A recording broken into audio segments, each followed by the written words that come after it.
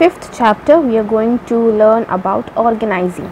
So here we will be learning the concept of organizing, the process of organizing, its importance, meaning, advantages, disadvantages, the divisional organization, functional organization, formal and informal organization, then about delegation and decentralization, then the importance of delegation and decentralization, and the difference between delegation and decentralization. So going to the meaning, let us look what is organizing. Organizing essentially implies a process which coordinates human efforts and assembles resources and integrates both into unified whole to be utilized for achieving specified objective. So organizing means that you are coordinating the human efforts as well as the resources inside the organization to complete a given task for achieving an objective. So organizing essentially implies a process which coordinates human efforts, assembles resources and integrates both into a unified whole to be utilized for achieving specified objective. It can be defined as the process that initiates implementation of plans by clarifying jobs and working relationships and efficiently deploying resources for attainment of identified and desired result. So organizing can be defined as it is a process of implementing the plan. For example, when you are going to when you are going to prepare for an exam, you make the timetable, you set the timing. This all is being done to achieve that goal, to pass the exam with good marks.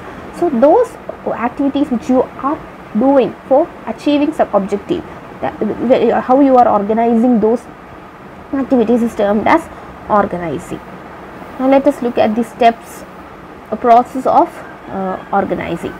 The first one is identification and division of work.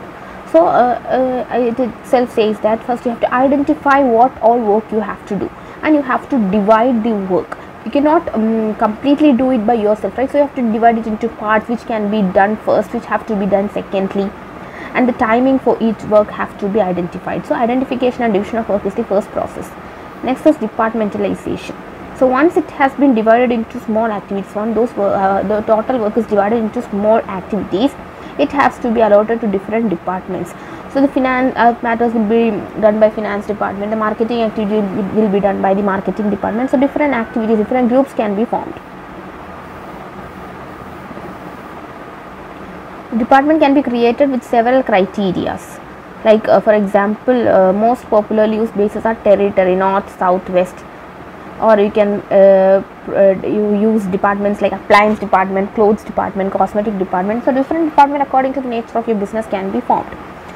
Third one is assignment of duties. Now each person in the department must be allocated duties. What all duties a person should do under his department has to be assigned.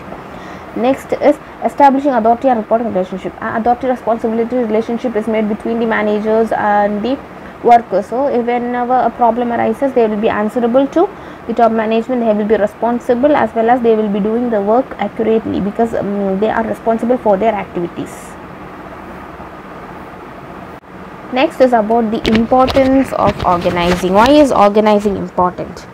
So as we said that organizing leads to division of work, so it will obviously lead to specialization. The first important is benefits of specialization.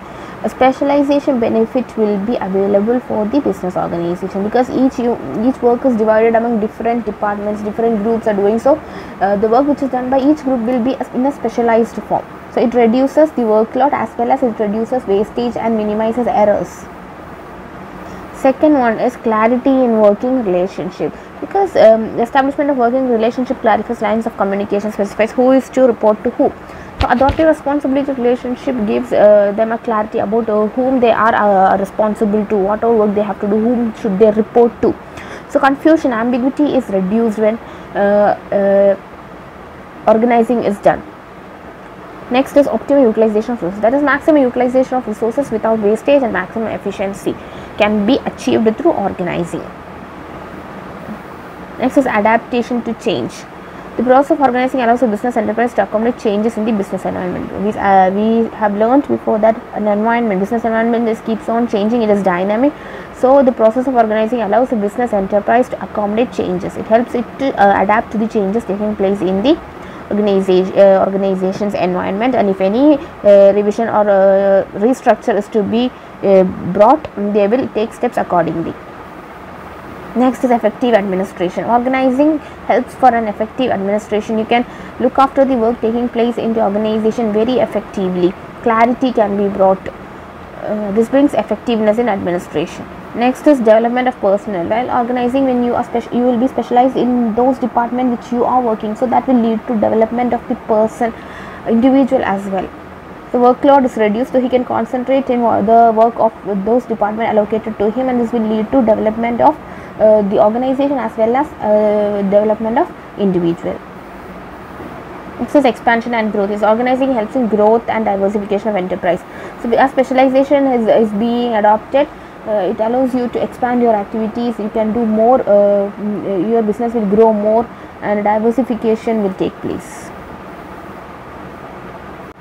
Next is about organization structure. Organization structure is the outcome of organizing process. So the structure means the result of your organizing process. So if an effective structure exists, it will lead to an effective result. So this organization structure is the outcome of whatever you are doing, whatever process you have done for organizing, and it can be defined as the framework within which manage operating tasks are performed. It is the framework within which the activities are performed, and you cannot cross those frameworks. And there are different types of organization structure. This has been looked at the next topic, that is types of organization structure.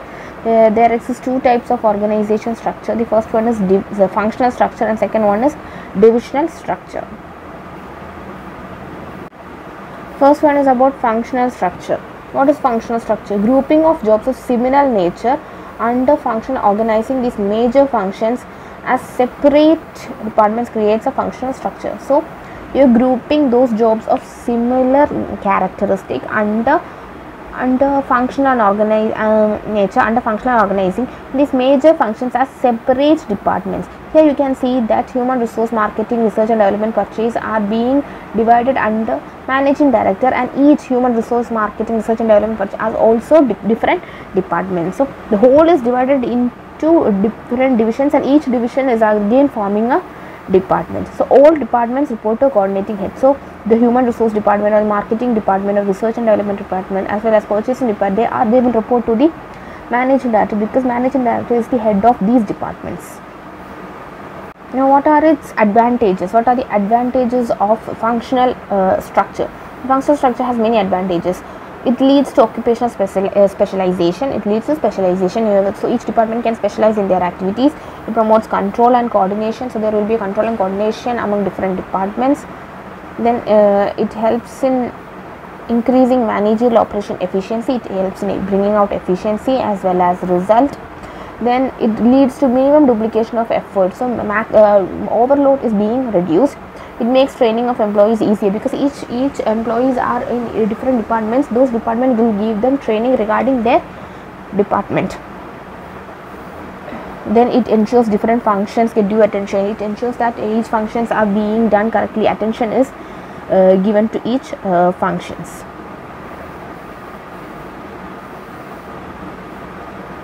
Now let us look at the disadvantages. The disadvantage is that it places less emphasis on overall enterprise objectives.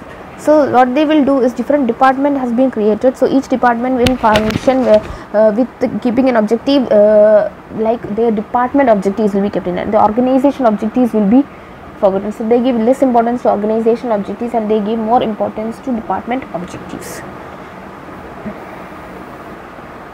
And it may lead to problems in coordination, as information has to be exchanged across functional differentiated departments.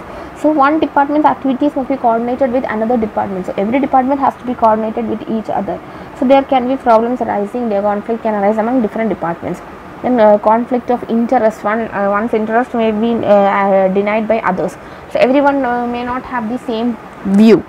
So the thing is that there will be conflict between interest of different individuals working in each department.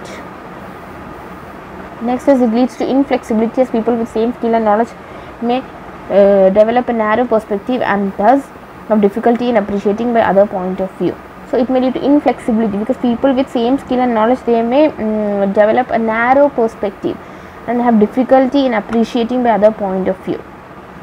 Sometimes there exists inflexibility from the part of workers who are working inside the organization, who are having the same skill, but they are they are developing a narrow perspective towards all the activities in the organization from their point of view. And its suitability is that the functional structure can be adopted in those organizations where the size of organization is large. The size of organization is large and it is having more, they are dealing with more diversified products and they require high operations and high specialization. Such organizations can adopt the functional structure of organization. Now let us talk about divisional structure. The divisional structure is the organization structure comprises of separate business units or divisions. So here in the organization there are different business units are present in this organization, and each unit has a divisional manager responsible for performance and who has authority over the unit. And each business will have different departments like marketing, research. Here for example in this chart you can see that there is a manager who acts as the head, and the organization is dealing with different products like cosmetic, garments, footwear, skincare. And each department like cosmetic, or garment, or footwear and skincare are having different departments like human resources, marketing, research and development, purchasing.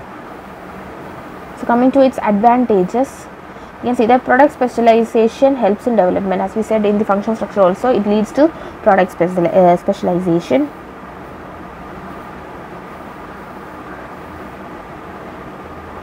Then divisional heads are accountable for profit. So each head in which the business is taking place, those heads are accountable for the profits and those problems arising in the organization. Then it promotes flexibility and initiative because each division functions as autonomous unit. So because there are different divisions for different business units, so it helps in promoting flexibility. Next is it facilitates expansion and growth. Its disadvantages are conflict may arise between employees over different divisions. Then it may lead to increased cost since there may be duplication of activities across products. Different business are taking place, not only one business, different business are taking place. Duplication of activities is common. Next is managers they provide managers with authority to supervise all activities related to a particular division. In course of time, such a manager may gain power. So when you are giving a manager control over these activities, he may gain power, he may misuse his powers, and he may promote his interest by ignoring organization's interest. And this type of structure is suitable for those organizations where a large variety of products are manufactured. Those are dealing with different products, they can use divisional structure. So when an organization needs to grow and need more employees, create new department, introduce new levels of management, it will decide on divisional structure.